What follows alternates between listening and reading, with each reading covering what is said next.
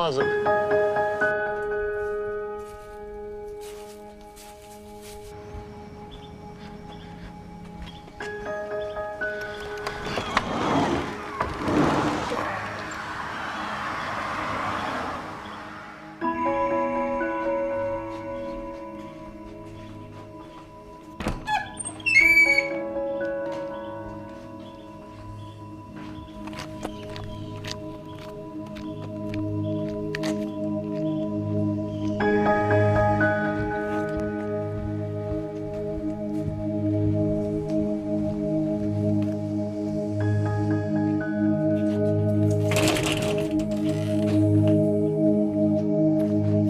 In the year 2001, there was a house a lot like this in Chicago.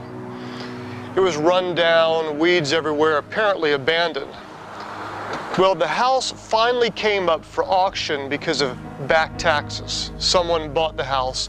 They went into it to clean it up, and what they found was horrifying. Instead of just finding an old rundown house, they actually found a man named Adolf Steck, who had apparently died of natural causes, sitting alone in his reading chair. And right next to Adolf Steck was a newspaper.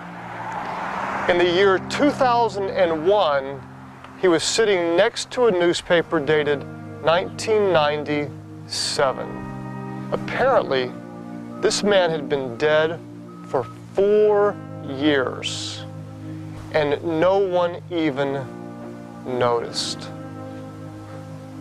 Not a neighbor, not a relative, not a friend.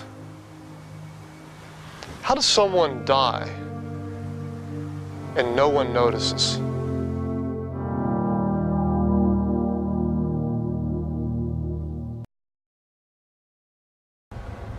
How can somebody die and no one even notices? That video is an amazing video, and the reality is it happens all the time, not just in a physical sense, but in a spiritual sense. People are dying all around spiritually, and sometimes I wonder, do we take notice? Are we aware of that? Today I'm at the site of Kennedy Middle School, and this is sacred ground to me, and for a whole nother reason, and probably to some of you, most of you. This was the site of our first beautiful day. And actually, an event took place before our beautiful day happened that brought this to a whole nother level. A kid dropped dead on the campus the week before our beautiful day. And so John Siebert, in his wisdom, scrambled, and we talked to the principal, who's just an amazing man, Warren Cedar. And we set up a memorial service for the family in the middle of our beautiful day. Do you remember that? We planted this redwood tree, and this plaque we had put in dedicated to the memory of Emmanuel Reyes. We got a chance to minister to a family that we would never otherwise touch if it wasn't for the value of serving. It was great.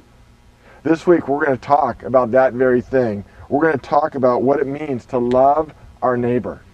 Now, you do a great job of this, I got to tell you. We are becoming known as a church that puts puts actions to our words and really loves our neighbor. I remember after our last beautiful day, the principal of the school that we ministered at, Sonia, in our gathering, as we gathered on Sunday morning, kept saying, you guys walk your talk. You walk your talk. I think that is pretty cool. But I want to take you to a passage and teach us all and remind us all what it means to love our neighbor. Turn to Luke chapter 10, verse 25, and let's read together. Luke 10:25. It'll come up on the screen. On one occasion, an expert of the law stood up to test Jesus. Teacher, he asked, what must I do to inherit eternal life? What's written in the law? He replied. How do you read it? He answered, love the Lord your God with all your heart, with all your soul, and with all your strength, and with all your mind, and love your neighbor as yourself. You've answered correctly, Jesus replied. Do this, and you will live. But he wanted to justify himself. So he asked Jesus, and who is my neighbor? In reply, Jesus said, a man was going down from Jerusalem to Jericho when he fell into the hands of robbers. They stripped him of his clothes and beat him And he went away, leaving him half dead. A priest happened to be going down the same road, and when he saw the man, he passed by on the other side.